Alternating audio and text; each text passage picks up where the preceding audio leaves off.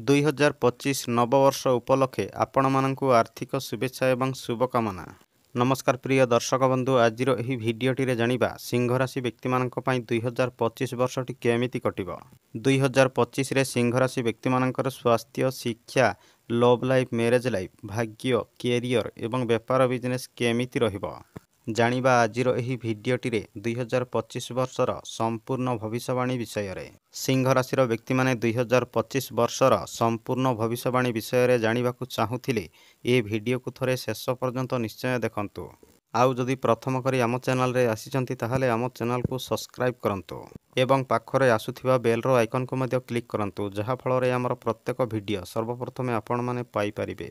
ଆଉ ଯଦି ଭିଡ଼ିଓ ପସନ୍ଦ ଲାଗେ ତାହେଲେ ଭିଡ଼ିଓକୁ ଲାଇକ୍ ଏବଂ ସେୟାର କରନ୍ତୁ ଏବଂ କମେଣ୍ଟ ବକ୍ସରେ ସହୃଦୟରେ ଜୟ ଶନିଦେବ ଅବଶ୍ୟ ଲେଖନ୍ତୁ।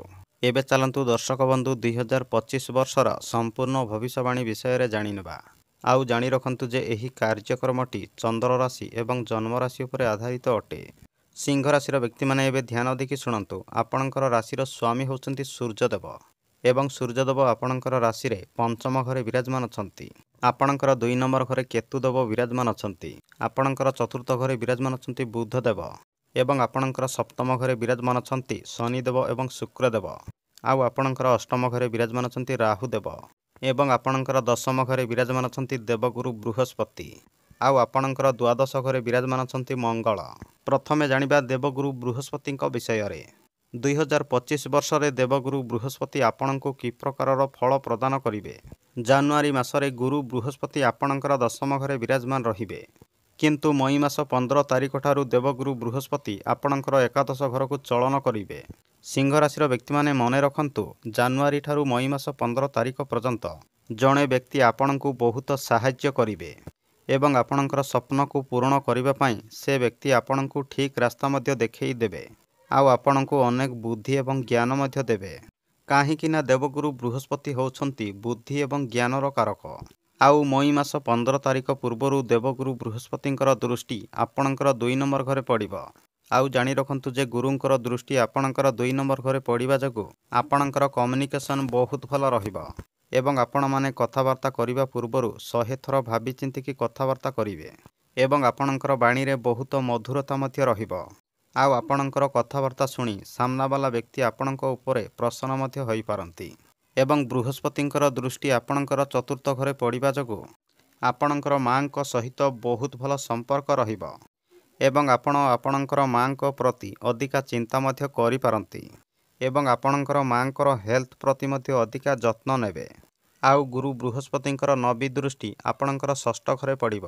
ସିଂହ ରାଶିର ବ୍ୟକ୍ତିମାନେ ଧ୍ୟାନ ରଖନ୍ତୁ ଯେ ଗୁରୁଙ୍କର ନବୀ ଦୃଷ୍ଟି ଆପଣଙ୍କର ଷଷ୍ଠ ଘରେ ପଡ଼ିବା ଯୋଗୁଁ ପ୍ରଥମେ ତ ଆପଣମାନେ ଆପଣଙ୍କର ଶତ୍ରୁମାନଙ୍କ ଠାରୁ ବିଶେଷ ସାବଧାନ ରହିବାକୁ ପଡ଼ିବ ଏବଂ ଜାନୁଆରୀ ଠାରୁ ମଇ ମାସ 15 ତାରିଖ ପର୍ଯ୍ୟନ୍ତ ଟଙ୍କା ପଇସା ଧାର କରଜ ଦିଆନିଆ ସମୟରେ 100 ଥର ଭାବି ଚିନ୍ତିକି ଟଙ୍କା ପଇସା ଧାର କରଜ ଦିଆନିଆ କରନ୍ତୁ।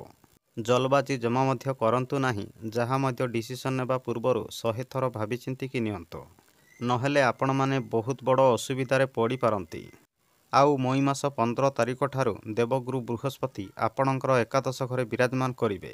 ଆଉ ଜାଣି ରଖନ୍ତୁ ଯେ ଯେବେ ଗୁରୁ ଆପଣଙ୍କର ଏକାଦଶ ଘରେ ବିରାଜମାନ କରିବେ, ଦେବଗୁରୁ ବୃହସ୍ପତିଙ୍କର ଦୃଷ୍ଟି ଆପଣଙ୍କର ପଞ୍ଚମ ଘରେ ପଡ଼ିବ, ତୃତୀୟ ଘରେ ପଡ଼ିବ ଏବଂ ଆପଣଙ୍କର ସପ୍ତମ ଘରେ ଗୁରୁଙ୍କର ଦୃଷ୍ଟି ପଡ଼ିବ। ଆଉ ସିଂହ ରାଶିର ବ୍ୟକ୍ତିମାନେ ଜାଣି ରଖନ୍ତୁ ଯେ 15 ମଇ 2025 ଠାରୁ ଆପଣଙ୍କର ଜୀବନରେ ବହୁତ ବଡ଼ ପରିବର୍ତ୍ତନ ଆସିବ, କାହିଁକି ନା ଏକାଦଶ ଘର ହୋଇଥାଏ ଆମର ସ୍ୱପ୍ନର ଘର, ଡିଜାଇରର ଘର ଏବଂ କାମ କାର୍ଯ୍ୟର ଘର। ଇନକମ୍ ଏବଂ ଲାଭର ଘର ମଧ୍ୟ ହୋଇଥାଏ ଏକାଦଶ ଘର। ଏହି କାରଣରୁ ଯେବେ ଗୁରୁ ବୃହସ୍ପତି ଆପଣଙ୍କର ଏକାଦଶ ଘରେ ବିରାଜମାନ କରିବେ, ପ୍ରଥମେ ତ ଚାକିରି କ୍ଷେତ୍ରରେ ରହିଥିବା ବ୍ୟକ୍ତିମାନଙ୍କୁ ପ୍ରମୋସନ୍ ମିଳିବାର ବହୁତ ସମ୍ଭାବନା ବଢ଼ିଯିବ ଏବଂ ଆପଣଙ୍କର ବେପାର ବିଜନେସ୍ରେ ମଧ୍ୟ ଆପଣଙ୍କୁ ବହୁତ ଭଲ ଲାଭ ମିଳିବ।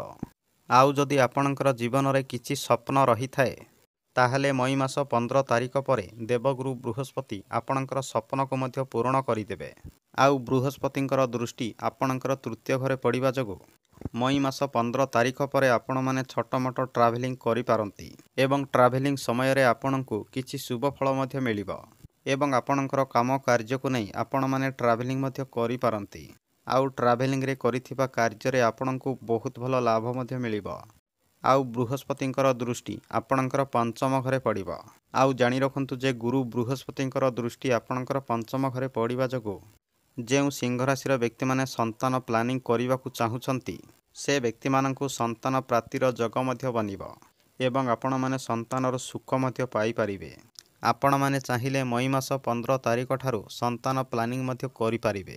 ଏବଂ ଗୁରୁ ବୃହସ୍ପତିଙ୍କର ଦୃଷ୍ଟି ଆପଣଙ୍କର ପଞ୍ଚମ ଘରେ ପଡ଼ିବା ଯୋଗୁଁ ଯେଉଁ ସିଂହ ରାଶିର ବିଦ୍ୟାର୍ଥୀମାନେ ହାଇ ଏଜୁକେସନ୍ କରିବାକୁ ଚାହୁଁଛନ୍ତି ସେ ବିଦ୍ୟାର୍ଥୀମାନଙ୍କ ପାଇଁ ସମୟଟି ବହୁତ ଭଲ ରହିବ ଏବଂ ବିଦ୍ୟାର୍ଥୀମାନଙ୍କ ଭିତରେ ବହୁତ ଭଲ ଟ୍ୟାଲେଣ୍ଟ ମଧ୍ୟ ରହିବ।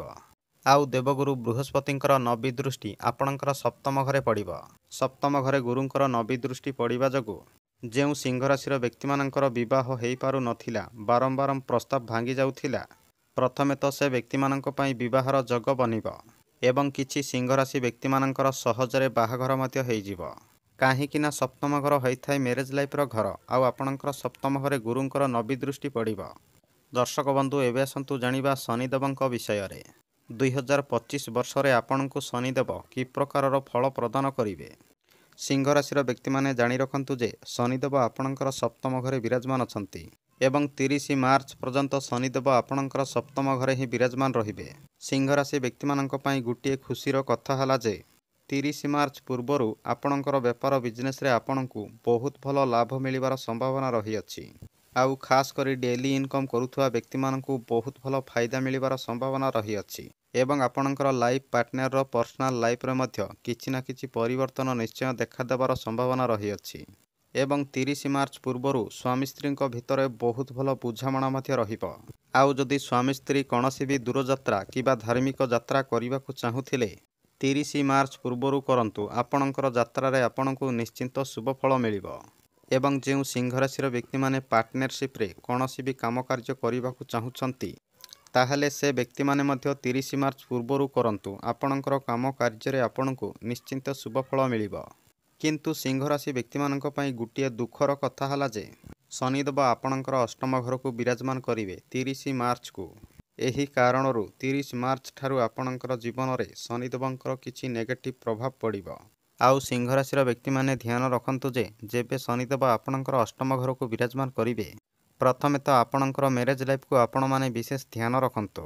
କାହିଁକି ନା ଆପଣଙ୍କର ମ୍ୟାରେଜ୍ ଲାଇଫ୍ରେ ଦିନେ ଦିନେ ଛୋଟ ଛୋଟ କଥାରେ ଆର୍ଗୁମେଣ୍ଟ ସୃଷ୍ଟି ହେବ ଏବଂ ସ୍ୱାମୀ ସ୍ତ୍ରୀଙ୍କ ସମ୍ପର୍କରେ ଭୁଲ ବୁଝାମଣା ମଧ୍ୟ ଦେଖାଦେବ।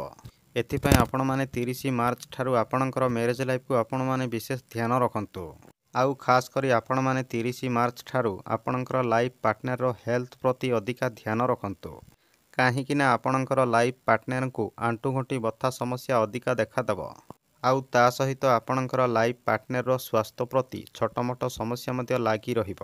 କାହିଁକି ନା ଆପଣଙ୍କ ପାଇଁ 30 ମାର୍ଚ୍ଚ ଠାରୁ ଶନିଙ୍କର ଢେୟା ଆରମ୍ଭ ହୋଇଯିବ।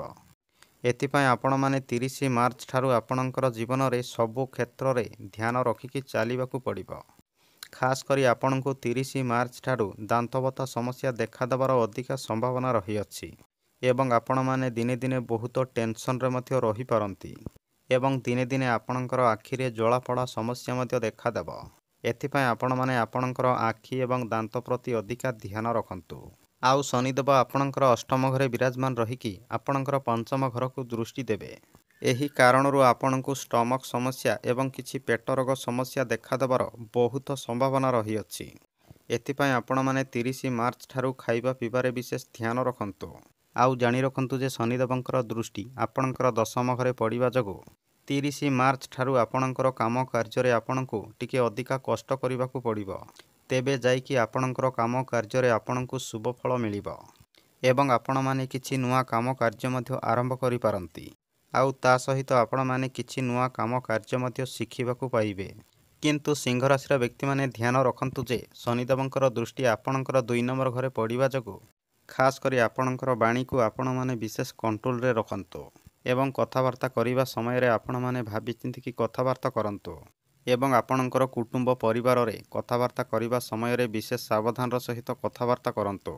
କାହିଁକି ନା ଆପଣଙ୍କର କ୍ରୋଧ ଏବଂ ବାଣୀ ଯୋଗୁଁ ଆପଣଙ୍କର କୁଟୁମ୍ବ ପରିବାରରେ କଳି ଝଗଡ଼ା ସମସ୍ୟା ସୃଷ୍ଟି ହେବାର ବହୁତ ସମ୍ଭାବନା ରହିଅଛି। ଏଥିପାଇଁ ଆପଣମାନେ ଆପଣଙ୍କର ବାଣୀ ଏବଂ କ୍ରୋଧକୁ ବିଶେଷ କଣ୍ଟ୍ରୋଲରେ ରଖନ୍ତୁ। ଏବଂ ଶନିଦେବଙ୍କର ଦୃଷ୍ଟି ଆପଣଙ୍କର 2 ନମ୍ବର ଘରେ ପଡ଼ିବା ଯୋଗୁଁ ଯେଉଁ ବ୍ୟକ୍ତିମାନେ ଲଭ୍ ଲାଇନ୍ରେ ଅଛନ୍ତି ସେ ବ୍ୟକ୍ତିମାନେ ମଧ୍ୟ ଆପଣଙ୍କର ଲଭ୍ ଲାଇଫ୍କୁ ବିଶେଷ ଧ୍ୟାନ ରଖନ୍ତୁ ଏବଂ ଆପଣଙ୍କର ପାର୍ଟନରକୁ ବାଧିଲା ଭଳି କୌଣସି ବି କଥାବାର୍ତ୍ତା କରନ୍ତୁ ନାହିଁ, ନହେଲେ ଆପଣଙ୍କର ଲଭ୍ ଲାଇଫ୍ରେ ଅନେକ ସମସ୍ୟା ସୃଷ୍ଟି ହୋଇଯିବ। ଏବେ ଆସନ୍ତୁ ଜାଣିବା ରାହୁ ଏବଂ କେତୁ 2025 ବର୍ଷରେ ଆପଣଙ୍କୁ କି ପ୍ରକାରର ଫଳ ପ୍ରଦାନ କରିବେ। କେତୁ ଆପଣଙ୍କର 2 ନମ୍ବର ଘରେ ବିରାଜମାନ ଅଛନ୍ତି ଏବଂ ରାହୁଦେବ ଆପଣଙ୍କର 8ମ ଘରେ ବିରାଜମାନ ଅଛନ୍ତି। ଆଉ ଜାଣି ରଖନ୍ତୁ ଯେ ମଇ ମାସ 18 ତାରିଖକୁ ରାହୁ ଏବଂ କେତୁ ପରିବର୍ତ୍ତନ କରିବେ।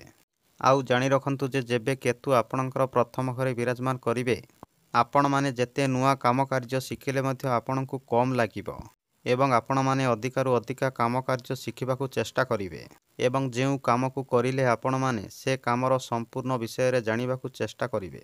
ଏବଂ ରାହୁ ଯେବେ ଆପଣଙ୍କର 7ମ ଘରେ ବିରାଜମାନ କରିବେ, ଖାସ୍ କରି ଆପଣଙ୍କର ମ୍ୟାରେଜ୍ ଲାଇଫ୍କୁ ଆପଣମାନେ ବିଶେଷ ଧ୍ୟାନ ରଖିବାକୁ ପଡ଼ିବ। କାହିଁକି ନା ଯେବେ ରାହୁଦେବ ଆପଣଙ୍କର 7ମ ଘରକୁ ବିରାଜମାନ କରିବେ, ସ୍ୱାମୀ ସ୍ତ୍ରୀଙ୍କ ଭିତରେ ଭୁଲ ବୁଝାମଣା ସୃଷ୍ଟି କରିବେ ଏବଂ ଆପଣଙ୍କର ମ୍ୟାରେଜ୍ ଲାଇଫ୍ରେ ମଧ୍ୟ ଅନେକ ସମସ୍ୟା ସୃଷ୍ଟି କରିବେ। ଏଥିପାଇଁ ସିଂହ ରାଶିର ବ୍ୟକ୍ତିମାନେ ଧ୍ୟାନ ରଖନ୍ତୁ ଯେ ଯେବେ ରାହୁଦେବ ଆପଣଙ୍କର 7ମ ଘରକୁ ବିରାଜମାନ କରିବେ, ଆପଣଙ୍କର ମ୍ୟାରେଜ୍ ଲାଇଫ୍କୁ ଆପଣମାନେ ବିଶେଷ ଧ୍ୟାନ ରଖନ୍ତୁ। ଏବଂ ଆଉ ଗୋଟିଏ କଥା ମନେ ରଖନ୍ତୁ ଯେ ରାହୁଦେବ ଆପଣଙ୍କୁ ଦିନେ ଦିନେ ବହୁତ କନଫ୍ୟୁଜ୍ ମଧ୍ୟ କରିବେ। କିନ୍ତୁ ଗୋଟିଏ ଖୁସିର କଥା ହେଲା ଯେ ଯେବେ ରାହୁଦେବ ଆପଣଙ୍କର 7ମ ଘରେ ବିରାଜମାନ କରିବେ, ଆପଣଙ୍କର ବେପାର ବିଜନେସ୍ରେ ବହୁତ ଭଲ ଲାଭ ମିଳିବ। ଆଉ ଖାସ୍ କରି ଡେଲି ଇନକମ୍ କରୁଥିବା ବ୍ୟକ୍ତିମାନଙ୍କୁ ବହୁତ ଭଲ ଫାଇଦା ମିଳିବାର ସମ୍ଭାବନା ମଧ୍ୟ ରହିଅଛି ଏବଂ ବେପାର ବିଜନେସ୍ ସମୟରେ ଆପଣଙ୍କର ମାଇଣ୍ଡ ମଧ୍ୟ ଆପଣଙ୍କ ପାଇଁ ବହୁତ ତେଜ ରହିବ ଏବଂ କାମ କାର୍ଯ୍ୟ ସମୟରେ ରାହୁଦେବ ଆପଣଙ୍କୁ ବହୁତ ଚତୁର ଏବଂ ଚାଲାକ ବନେଇବେ। ଏବଂ ରାହୁଦେବଙ୍କର ଦୃଷ୍ଟି ଆପଣଙ୍କର ଏକାଦଶ ଘରେ ପଡ଼ିବା ଯୋଗୁଁ ସେୟାର ମାର୍କେଟ ଏବଂ ଷ୍ଟକ୍ ମାର୍କେଟରେ ଧନ ଇନଭେଷ୍ଟମେଣ୍ଟ କରୁଥିବା ବ୍ୟକ୍ତିମାନଙ୍କୁ ବହୁତ ଭଲ ଲାଭ ମିଳିବାର ସମ୍ଭାବନା ମଧ୍ୟ ରହିଅଛି। ଆଉ ଯେଉଁ ବ୍ୟକ୍ତିମାନେ ଗଭର୍ଣ୍ଣମେଣ୍ଟ ଚାକିରି ପାଇବା ପାଇଁ ଚେଷ୍ଟା କରୁଛନ୍ତି, ସେ ବ୍ୟକ୍ତିମାନଙ୍କ ପାଇଁ ଏପ୍ରିଲ ମାସ 15 ତାରିଖ ଠାରୁ ମଇ ମାସ 15 ତାରିଖ ପର୍ଯ୍ୟନ୍ତ ବହୁତ ଭଲ ଶୁଭ ସମୟ ରହିବ।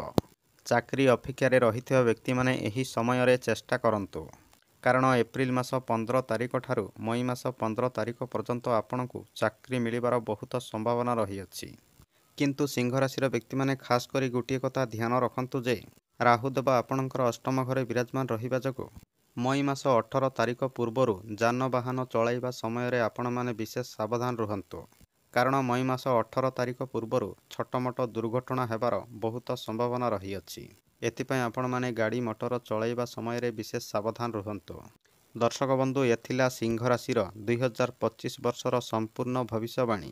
ଆପଣଙ୍କ ପାଇଁ ପ୍ରତିକାର ହେଲା ପ୍ରତ୍ୟେକ ଦିନ ସୂର୍ଯ୍ୟଦେବଙ୍କୁ ଜଳ ଚଢ଼ାନ୍ତୁ ଏବଂ ପ୍ରତ୍ୟେକ ଦିନ ଶନିଦେବଙ୍କର ବୀଜ ମନ୍ତ୍ର 108 ଥର ନିହାତି ଜପ କରନ୍ତୁ। ଯଦି ଆପଣମାନଙ୍କୁ ଏ ଭିଡ଼ିଓଟି ପସନ୍ଦ ଲାଗିଥାଏ ତାହେଲେ ଭିଡ଼ିଓକୁ ଗୋଟିଏ ଲାଇକ୍ କରନ୍ତୁ ଏବଂ ସେୟାର କରନ୍ତୁ। ଭଗବାନଙ୍କର କୃପାରୁ 2025 ନବବର୍ଷଟି ଆପଣଙ୍କ ପାଇଁ ଶୁଭମୟରେ କଟୁ।